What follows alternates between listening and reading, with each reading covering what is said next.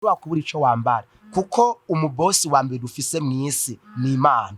Ibiri mw'isi n'ibiyuzuye yaba ibyiza byose ni Imana yabiremye. Rero iyo uyikoreye mu bwizigirwa no mukuri no mu mpwemu ntiwasiroka abantu ntukora amanyanga, Imana ni ngombwa iguhezagira. Bagafungura amani ivuye mu ijuru imisi yose kama ikoroke ivuye mu ijuru ayifungura. Niko bakozi bakora Imana mukuru mu mpwemu iyo Imana n'uyo munsi yacariho. Kirese gusa ko n'abandi bononye igikuba c'Imana bariko barasegeza bishimije mu bw'Imana. Abo nabo baragowe kuri wa munsi w'iherezo, kuri wa munsi w'urubanza bazobihanirwa.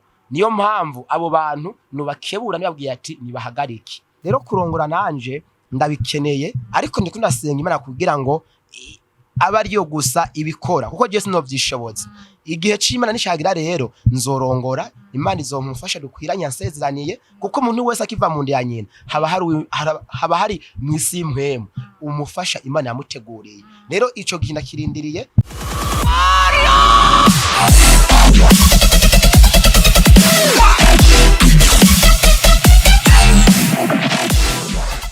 Shalom shalom ku bakunzi bacu baguma badukurikirana na East Kingdom TV. Ndi hano nkamugisha Karine, nashaka kubasaba mwege muguma mudukurikirana, abakunzi bacu mugire subscribe, commentaire na link mu partage muri benshi kugira ngo n'abatarashikirwa n'inkuru za East Kingdom TV bazibone. Hama mugubwe neza, turi kumwe n'umuntu w'umukozi w'Imana ngoma ndabazanira jewe ngoma namamaza ubutumwa. Karibu umukozi w'Imana. Turabashimiye cyane bora mwadutumiye uyu munsi. Yesu abahizagire kandi abashitse kure. Murakoze cyane namwe abashitse kure, nibaza ko uno munsi ubutumwa bwanyu bugera kure, bugera kw'isi yose. Hama twashaka tubamenyeshe nk'abatabazi, mutwibwire akazina wo muri bwa mbere na mbere ndaramukije ariko batwumviriza, yaba abakristo bizera Yesu Kristo umwami n'umukiza, n'abataragirirwa iryo bakujye kumwakira kumbure batazi Yesu wariwe uyu munsi buramumenya. Rero izina ryanyu nitwa Ndacayisaba Viator, nkaba nsanzwe ndumukozi w'Imana w'umusemerezi. Beshi umusemerezi ntibazi wariwe. Umusemerezi n'umuntu aja kuri tere akavuga, ari mu isoko, ari muri ville, ari mu mihingo itandukanye. Umusemerezi abakeneye kumenya neza umusemerezi wariwe barashobora gusoma muri Matayo 3 uhereye ku murongo wa mbere. Bacabona umusemerezi wariwe. Hama umusemerezi yari Yohana, uwo yavugira ubutumwa ari mu bugaragwa, ari mu butayu, avuga ngo ni mwihane ubwami bw'Imana buri hafi. Rero igikwa cy'ubusemerezi niwe yagitanguye, natwe rero turiko tuterekerenge mu ciwe. Imana ibahezagire. Nico nkora nkaba mfise ariko eglise nsengeramwo, ariko sindi pasteur. Ndi umukozi w'Imana nyene asanzwe Imana yahamagaye muri 2018 mu kwezi kwa gatandatu. Niyo munsi ndacabikora kandi ndacabinezerewe, ndabikunze cyane kuko ntamagabo n'Imana. Murakoze. Hama Viator n'umusore arubatse cyangwa afise abana? Ni n'umusore. Viator n'umusore ntarubaka, ariko igihe kigeze nzokubaka. Turindiriye ugume bw'Imana kubushike ku buzima bwacu. Yego. Hama mwatubwiye eglise mukoreramwo, mukorera muri eglise yitwa nde? Okay, eglise dusengeramwo ni eglise Menevame Kigobe. Abatayizi ugiye mu Kigobe ushobona ahantu hari campus Kamenge, hari ahantu hari isale bitararuna ku mashuri secondaire etika. Rero ugiye kuri école secondaire etika ucubona Menevame, kuvuga iri kwibarabara. Sale raruna biregeranye birarabana, haroshesha ni boss. Murakoze. Hama mwatubwiye ko mwahamagawe 2018, ninde yabahamagaye? Twahamagawe n'Imana. Imana yabahamagaye gute? Imana ko tuzi ko itavuga yakubwiye gute? Wumvise ijwi ry'Imana gute? Ico gihe ndibuka nari mvuye muri Kongo, niyo nakorera maze y'umwaka n'inusu. Hama ibikorwa nari ndakora birononekara birahomba. Bimaze guhomba ngarutse mu Burundi wacu, ndashomera ndagera kure nyene. Hama ntangura gusenga. Ubu nari nsanzwe nsenga, mugabo nari nsanzwe nsenga nta muriro nari mfise uhagije. Narasenga nk'abandi bose, nkakamenyere nk'abandi bose, ariko nta muhamagaro nari bwaronke. Niho rero maze amezi 6 mvuye muri Kongo, ndi mu masengesho numva ijwi ry'Imana rica mu bakozi bayo. rimbwira ati aho ndakugomba mu isoko, ndakugomba mu mavire, ahantu hari abantu benshi cyane. Nari nsanzwe mfise ubwoba muri jewe, sinashobora kuja ndavyemera ubwo nyene. Ndabwira Imana none ko je mfise ubwoba, wumva ibyo bintu bikora gute? Imana iravuga ati ndaguhaye jene y'imisi 2, amasengesho yo kwisonzesha, utarya utanywa, kuvuga ngo imisi 2 amasaha 80 kuri 28. Ibyo bintu ndavuga ati nzobikora. Maze gusenga umunsi wa mbere nisonzesheje, ataco mfungura, ataco mfashe, uwo munsi wa mbere urarengana. Umunsi wa kabiri ndabikora, ayo masengesho yavuye ari umunsi wa gatatu. Numva nyene muri jewe nakubititse, numva inzira ari nyinshi, ndanywa akabuyi, hama inkomezi ziragaruka. Uwo munsi nacinja muri ville nkuko Imana yabivuze, naravuze ubutumwa bwiza, abantu benshi barihana, atabwoba, ndi areze ntati ni muntu numwe, kuko Imana iguhamagaye ibiguhamagaye nyene. Kuva ico gihe n'uyo munsi ndavuga ubutumwa bwiza mwibarabara, ndi areze, kirese gusigiye kibagize kibazo ndafatwa, kuko si benshi babitahura, murabizi si benshi babitahura. Ndafungwa ryabaye iryo rimwe gusa, ndaswa gufungwa. Imana ibahezagire, Imana ibana nanje imisi yose, irandindira, iranzigama, nta kibazo mfise. None ijwi ry'Imana mwatubwiye ko aryo ryabahamagaye, twe dushaka mutubwire none abantu bose bagomba tuvuga ngo ijwi ry'Imana, tubwire nka twebwe tutazi iryo jwi rivuga gute, waryumvise gute, warumvise riguhamagara ngo we? Okay, murakoze kubaza ico kibazo. Ijwi ry'Imana rivugira hatandukanye, kandi rivuga hariho abakozi b'Imana bita abavugishwa canke abahanuzi canke aberekwa. Abakozi b'Imana bavugishwa kuva kera bari bariho, n'uyu munsi baracariho. Rero ijwi ryaciye mu muvugishwa, hama Imana irambarira, kuko Imana ntushobora kuyibona mu maso mu yandi ngo ikubwire, ariko ica mu bantu, sivyo? Imana ica mu bantu. Rero Imana imaze guca mu muntu akagushikiza message Imana imubwiye, kuko mwibuke neza ko Imana yavuze ati je nta wumbona kirese gusa ubupfuye. Rero Imana ikoresha iki? Ikoresha abo yaturanije, ikoresha abana bayo, ikoresha abakozi b'Imana bayisenga mu mu mpemu, bativuye ngo batiyanduza. Abimana ibibira amabanga, hama ikababwira, natwe bakadushikiriza ivyo Imana babwiye. Kandi ikimenya ko ari Imana yamubwiye nuko maze kugira iyo jene ingabire yashiye yuguruka. Ico cyabyemeje ko ari Imana, kandi n'uyu munsi Imana irangendera mu nzozi, Imana ikanganiriza, Imana inakira uje kimwe takimbwiye. Nico gihe mfungwa iri yabinyese mu nzozi gusanya ibyo byari byo. None ko tumenyereye abakozi b'Imana benshi bavuga ngo Imana yabahamagaye, ariko hakabaho n'abandi bantu mu rundi ruhande bavuga ati abo n'abanebwe bashaka kurya ivyo batabiriye akuya. Wewe muri ivyo vyose ko tuzi ko umuntu atungwa no kurya no gufungura, nkaba mbona no munsi wambaye neza, uri smart, mbona uri mafuta ya Yesu tu. None amafaranga yakura hehe? Baraguhemba abo bantu uja kubwira ubutumwa bw'Imana? Murakoze. Iyo Imana yaguhamagaye akaba ari iguhamagaye utiha, ntushobora kubura ico ufungura, ntushobora kubura ico wambara, kuko umubosi wa mbere dufise mw'isi ni Imana. Ibiri mw'isi n'ibiyuzuye, yaba ibyiza byose ni Imana yabiremye. Rero iyo uyikoreye mu bwizigirwa no mukuri no mu mpwemu, ntiwasiroka abantu, ntukora amanyanga, Imana ni ngombwa iguhezagira. Ico gihe maze cyose sindarara ubusa, sindagenda n'amaguru nuba mbeshe, sindagenda n'amaguru n'umunsi n'umwe, ngenda na bisi nkataha na bisi, ndafungura kandi nkambara. Kuvuga ngo Imana hari abikoresha, ukabona banzaniye impuzu nk'ishati 2, basambanzaniye ikirato. Jewe impuzu nambara nyinshi sizo ngura, nizo sinsegereza ngo Imana ivuze ngo mpa, no, je mbona banzaniye ati Umukozi w'Imana twumva two guhezagira. Kubera iki? Kuko nkora Imana kuno mu mpwemu.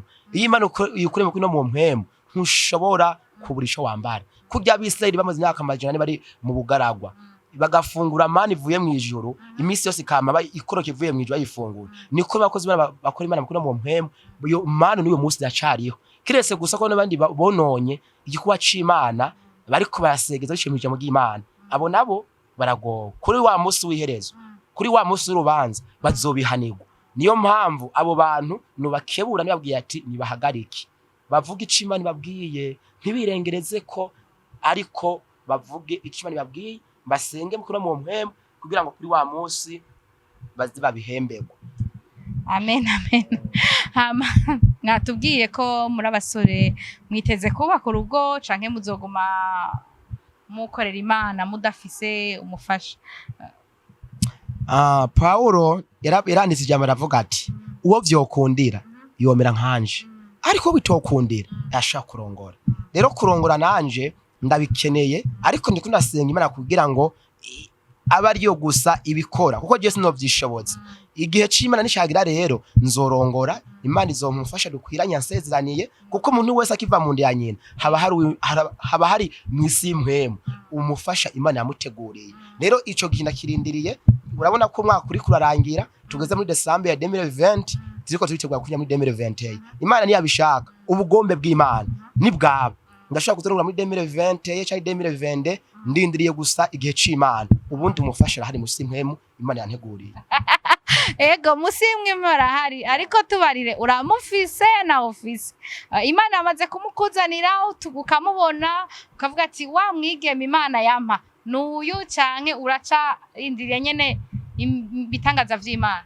Ya kuresha ntabwo ari bibi, kuko Imana niyo kuzanira umuntu utagize gute utaganirije. Ya kuresha ni vyiza, ariko ukaresha urongowe n'Imana. Hanyuma urashobora kumbure ureheje wakunze kutakwemerera, kuko ari ikintu kibagira kuvuga. Uno munsi tugeze mu gihe abakobwa benshi uri umuhungu naho wogenda kumudepoza kumuresha abanza kuraba ibyo ufise, hama amaze kuraba ibyo ufise agasa ntabyo ufise, arashobora kukubwira ati ndafise umuhungu dukundana kugira ngo bikunde akwikura. Ariko benshi ariko bashaka abahungu bafise ibisayangana, bize, baminuje, bafise ubuzi, bafise imodoka, bafise impangu. Ibyo byose atari ubugombe bw'Imana wobironka, ariko urugo rwawe nturwake ngo rukomere, kuko waravye kubiboneka. Ariko mu gihe usenze Imana ikaguhishurira, Imana iraguha uwo muzobana muzonezeranwa imyaka yo kubaho kwa kose, mukazotarikana n'urupfu. Rero sindaronka uwo muntu ashobora kunyemera uko ndi kose, ndiko ndasenga. Ariko naho ndiko ndasenga imbonye uwo umutima wanje unezerewe, mbona senga yizera Imana ayubaha, ndashobora kumuhamagara tukaganira nkamubwira ikibazo mfise, bihuranye no kwimana, bihuranye nuko ari Imana yanteguriye, ugasanga birakunze. Rero Imana bahizagire, sindamuronka ariko ndisize kuzomuronka, kuko muri Yesu biremera. Muri kano kanya hariho abantu benshi badukurikirana bifuza umufasha akorera Imana. None wewe nk'ubu unye wotubwira ko ukunda wifuza muri kazoza kawe donko umufasha ameze gute? Uri kurasenga Imana urayiha urutonde ukabwira ati Imana je nkene umukobwa ameze gutya, donc afise ingeso za gutya.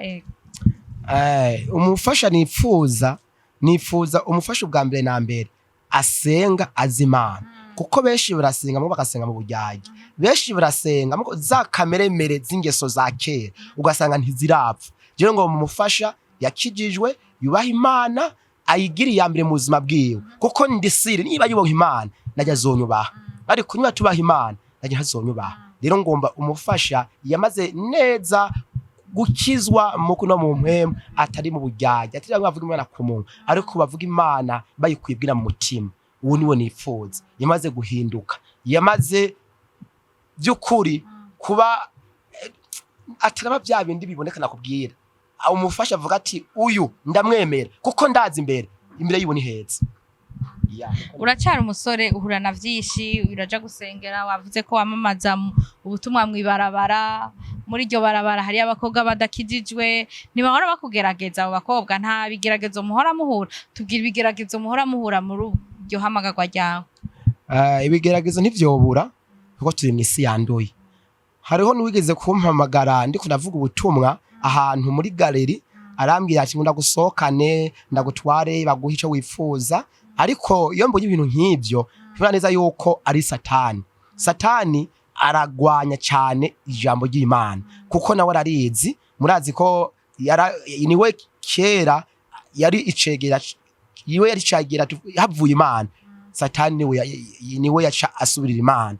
nuvuga ati yari cegera ca mbere dufate kujya haba icegera ca cy'umukuru w'igihugu canke ca kabiri nawe yari cegera ca mbere ku Mana rero arazi vy'Imana ko ari vyiza arazi ko Imana yisenze Imana ikugirira neza rero acagomba kuduteza ibigeragezo kugira ngo bikunde twipfuze tuve mw'iryo banga twahawe ryo gukora Imana tuje mu bakobwa dusambane canke dukora ibindi hama tuze tubure wa mugabane mwiza wo kwinyobwa bw'Imana kuko iyi si wacu nawe tuyibayeko turi ingenzi aha mw'isi si wacu iwacu ni mwijuru nawe ironkera ko byinshi ukaba umuntu adasanzwe umunyereza ku munsi muzo bisiga ukajya mwijuru aho wateguriwe rero ibigeragezo ni byinshi kandi Yesu yavuze ati ibigeragezo ntibizobura gushika ariko hagowe biteza murakoze twibaza ko hari abantu benshi bariko baradukirikirana muri kano kanya mwo tubwira message musize nka nyamukuru mwosigira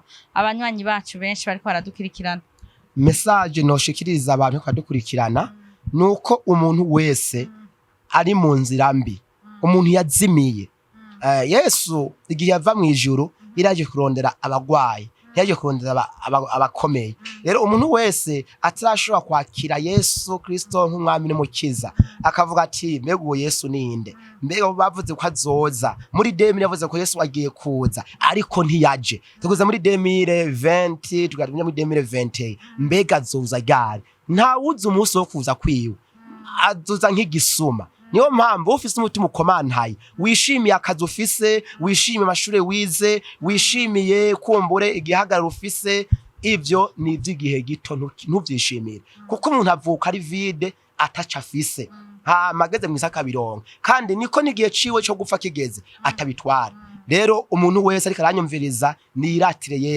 niratire Yesu amwishimire amugire wa mbere mu buzima bwiwe hama niwagira Yesu uwa mbere mu buzima bwawe niwaze kugira wa mbere ntacu uzomuburana byose azobigenza neza ikindi naco badushigikire nk'abakozi b'Imana uno munsi basemize ndushigikiwe nk'ubu jewe nafise ikiganiro nkoresha ibanga ryo gusenga niko nacise ni groupe na créer ibanga ryo gusenga ndatanga misi yose kuva ku wamisha ku gatandatu ijambo mu gitondo misi yose no kuri YouTube wanditse ibanga ryo gusenga naho nyine batubona no kuri Facebook ko izina ryacu na Charles Viator naho nyine batubona kuvuga ngo mba nkeneye abantu bashigika ico kiganiro nk'ubu nifita kuja ku radio vyizigiro canke Voix Espoir juri remesha ariko ivyo byose sindabikora kubera iki nta buryo rero igikorwa c'Imana gitezwe imbere n'abantu kuko Imana nakubwiye kuri mu bantu ntuzoshobora kubona urara uko twishiranye ndikunda ko muri kuramuna nawe rero Imana suko bimeze Imana ica mu bantu hama abantu akwari bashobora gushikana hehe kubikomeye iyo ndiko navuga ibiye siba ndiko nasegerereza kuko abantu benshi bazi yuko bakozi b'Imana twataye intumbero twabuze icyo dukora turi bishomeri no atajambo ry'Imana ntabyo byogera nyamba uyu munsi ufise amahoro mu Burundi nukuri akozi b'Imana basenga bagasengera Burundi bagasengera guverinema bagasengera ibintu bimwe rero atajambo ry'Imana ntacoshoboka na kino kiganiro wantumiyemo atajambo ry'Imana nticoshoboka rero nuko bimeze mwami Yesu bahezagire ariko mushigike abakozi b'Imana cyane niho n'Imana izobahezagira hari jambo nasomye rivuga ngo uzoshigikira umukozi w'Imana akora Imana kuno mu mpemu bazosanga impera mu ijuru bazosangira impera amen duhe rero nimero yanyu ya telefone kugira ngo woshora kukurondera amenye aho yo gutora kuko twuma tubwiye aho musengera ngira nibaza ko baza kubona mu ntango ubu igikenewe ni nimero ya telefone okay nkoresha rezo zitatu iya mbere ni 75 457 mu Kirundi batumva igifaransa ni 75 amajana 457 ubusa 32 hariho n'iyindi 76 457 uhindura code gusa 76 amajana 57 ubusa 32 akaba hariho n'iyindi 60 sasa butanisati wisanturuwa 62 ijana na 17 83 hama tubafise na konte yo muri CCM abifuza ko muri gushikibishiye kuri konte bashobora kuja kuri konte yacu ya CCM ni wisa 64 13 barde 85 amajana 834 akarongo 3 akarongo 2 iyo niyo dukoresha kuri konti yacu ya SSM. Imana ibahezagira kandi Imana umugisha. Iko kashi nayo nashaka kuyivuga nigira ini nababwira 76 457 030. Wow, murakoze kuri mwese mwumvise umukozi w'Imana uzomurondera uzomwifuza ahazomutora mwarahezagiwe. Ico duguma tubasaba ni subscribe, comment no gupartager ibiganiro vyacu kugira natwe mudushigikire turabakeneye cyane. Mwarakoze, ciao.